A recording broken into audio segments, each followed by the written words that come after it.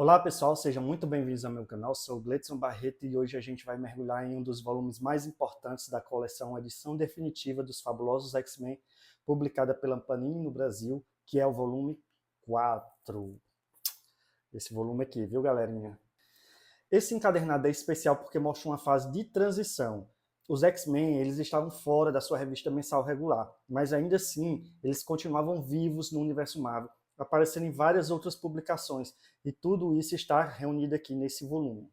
O próprio Roy Thomas, que viveu esse período como roteirista e editor da Marvel, explica na introdução que esses crossovers e essas participações eram uma forma de manter os mutantes presentes na mente dos leitores, enquanto a editora preparava a grande retomada que viria com Giant Size X-Men número 1 em 1975.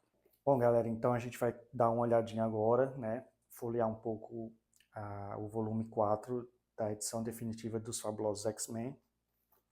Esse volume contém 25 edições, com 512 páginas, e nele vem materiais de Amazing X-Men Adventures de 1970, do 11 ao 16, e um pedacinho do 17, Amazing Spider-Man de 1963, número 92, Incrível Hulk de 68, 150, 161, 172, 180 e 181, 182, exceto, né? Capitão América 172 a 175, Marvel Team Up 172, 23, Defensores de 1972, número 15 e 16, Giant Science Fantastic Four 4 e as capas de Uncanny X-Men de 1963 a 1963, do número 67 ao 93, e isso a gente vai conversar um pouquinho mais daqui a pouco. Gente, são muitas edições, né? São 25, como vocês puderam ver. 25 edições aqui registradas. Vocês podem ver os créditos desse volume. O sumário com as 25 edições. Aqui uma introdução por Roy Thomas, que a gente já vai discutir um pouquinho mais no vídeo de apresentação. E ele ressalta que foi muito importante a questão dos X-Men ter tido todos esses crossovers e essas participações até a nova fase, né, a segunda gênese, em Giant Size X-Men número 1, em 1975, porque isso manteve os mutantes vivos no imaginário dos leitores, né? Isso é muito importante. Então vamos dar uma folhadazinha aqui. Essas aqui, galera, são as capas que foram publicadas desde a edição 67 a 93, porque justamente o que acontecia? Nessa época a Marvel fazia republicação das histórias antigas dos X-Men, e aí eles só trocavam a capa, colocavam a capa nova. Então todas essas capas foram republicadas nesse volume. Aí eu separei aqui para vocês verem essas. Aqui algumas, essas aqui. Aqui mais uma, capa contra o Mímico, quando surgiu os Sentinelas.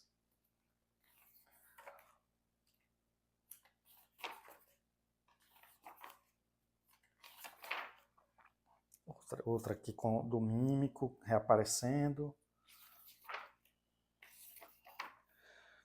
Aqui a primeira vez que o Banshee apareceu. Aqui quando os X-Men enfrentaram o Super Adaptoide. Aqui quando enfrentaram o Merlin. Em todas essas edições você vai ver nos primeiros volumes dos X-Men que foram lançados. Dos primeiros volumes da coleção definitiva. Que toda essa fase aqui é a fase clássica, né, da primeira formação. Contra o Cobalt Man, que é um genérico do Homem de Ferro. Aqui o Juggernaut.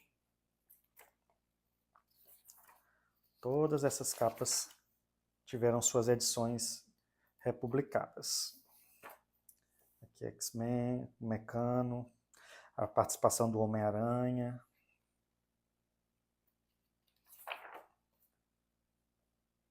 Mais uma capa aqui.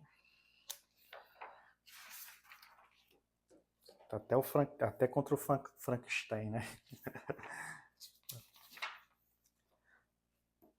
Isso aqui é bem sub-humano.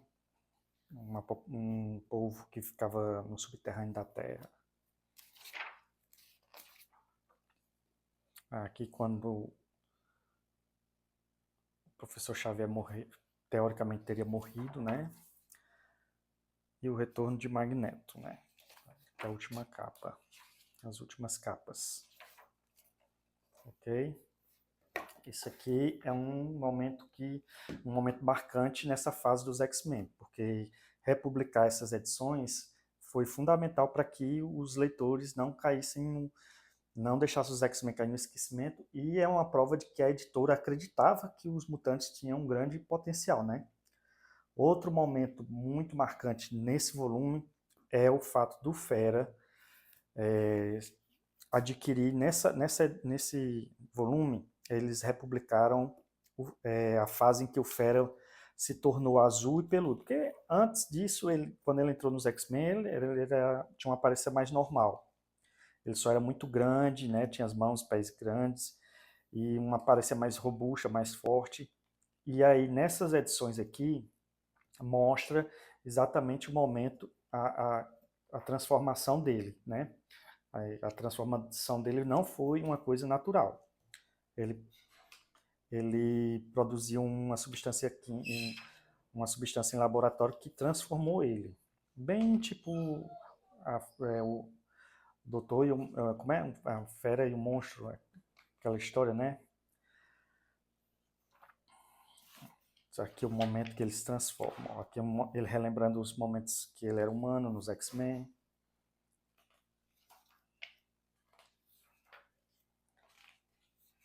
Pronto, nesse momento aqui, nesse exato momento, a gente vê o Fera tomando o composto, né? Que vai acelerar a mutação. É como se tivesse acelerado a mutação dele, e aí ele realmente se tornasse, né, uma fera peluda. No começo era até cinza, não era nem azul, né? Depois mudou para azul. Bom, então aqui nessas edições a gente vai poder ver todas essas aventuras solo do Fera transformado. Aqui, opa, desmarcou aqui. Todas essas aventuras solo do Fera. Aqui.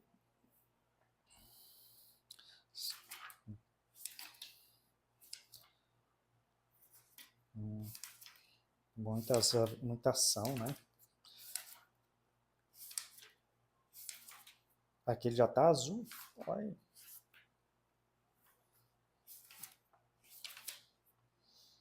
Mais um aqui. Isso vai da edição 11, se eu não me engano, da edição 11 até a 16 e um pedacinho da 17. Mostrando todas essas aventuras dele. Aqui contra o Fanático.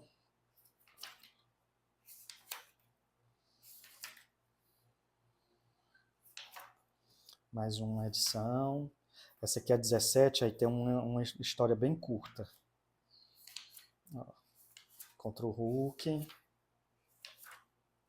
O Mímico. Pronto. Essa é uma das fases, é uma das principais fases que a gente vai poder ver aqui nessa coleção. Outro momento extremamente importante assim para os fãs é exatamente que nessa edição aqui tem lançado a história do Hulk 180 e 181, que mostra o surgimento do Wolverine. Aqui é a primeira aparição do Wolverine nessa história aqui do Incrível Hulk, número 180. Aí a gente vai ver aqui o Hulk aqui quebrando tudo, né, e tal, contra o Wendigo. Aí no finalzinho aqui da edição surge quem? O Wolverine, com seu primeiro visual. Primeira participação dele. E só na 181 de verdade é que a gente vai ter aqui uma ação, né? Vai ter a luta entre Wolverine, Hulk. Até o Wendigo aqui participa da batalha.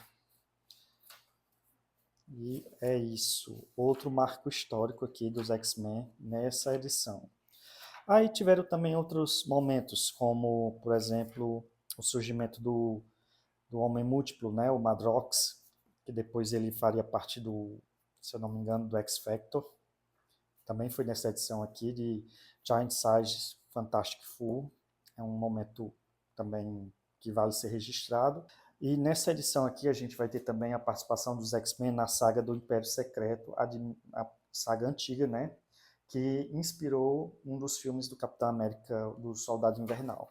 Vai estar nessa edição aqui também.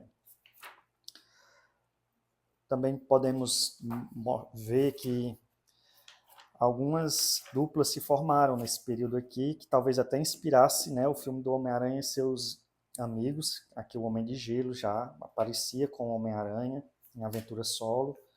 Acho que, se eu não me engano, tem umas 2 histórias deles dois juntos. Deixa eu ver aqui se eu encontro. Essa do Homem-Aranha eu não marquei, não. Ó, o Homem-Aranha aqui mais uma vez. Ah, aqui, ó. Homem-Aranha e Homem de Gelo, né? Também vale lembrar que nessa edição aqui tem uma história muito relevante para a saga dos X-Men, que foi... Deixa eu achar aqui. Pronto. Ah, tá aqui o Homem de Gelo de novo. Que é essa história aqui. Ela mostra, nessa edição aqui,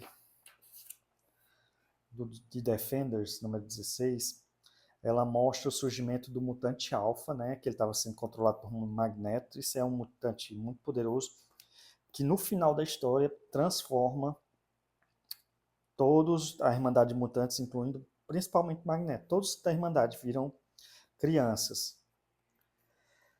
Essa história ela vai repercutir, ela vai ressoar, repercutir nos anos 90, naquela edição do Jim Lee de estreia, né, de relançamento da equipe azul e da equipe dourada, que vendeu milhões de cópias, quando na história o Magneto descobre que foi manipulado pela Moira McTaggart, que essa fase aqui a Moira ficou cuidando dele, antes do Eric Escarlate transformar ele em adulto de novo. Então todo esse período dele sendo criança foi mostrado lá, que ele ficou aos cuidados da Moira. E aparentemente ela fez experiências genéticas com ele. E aí isso daí foi o que deu um dos gatilhos lá para a saga do Jim Lee dos anos 90, quando ele rebutou tudo. E, então é isso, galerinha. Basicamente, as principais histórias são essas. Valeu? Vamos dar continuidade aí no vídeo. O mais interessante é perceber que os temas que se repetem nesse volume, transformação, como vimos com o Fera, conexões, já que os X-Men apareceram em várias revistas, e o legado é o principal, porque mesmo sem um título, eles continuaram carregando a mensagem de diferença e diversidade por diversas publicações Marvel.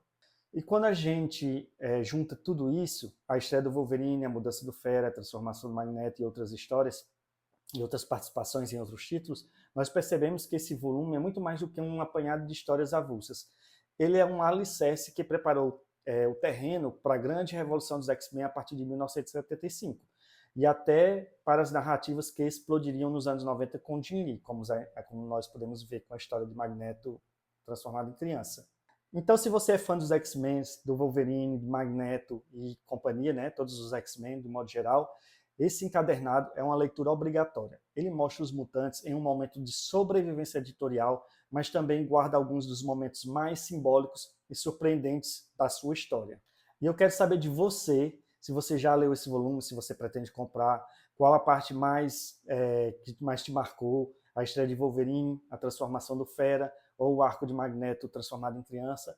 Deixe aí nos seus comentários, porque eu quero ouvir a opinião de vocês. E não esquece de deixar o like, se inscrever no canal, ativar o sininho para não perder nenhum vídeo novo e compartilhar esse conteúdo com aquele seu amigo que também ama quadrinhos e principalmente X-Men. Assim você me ajuda a continuar trazendo mais análises, curiosidades e mergulhos nas histórias dos mutantes. Nos vemos na próxima leitura. Até lá e continue acreditando no sonho de Xavier.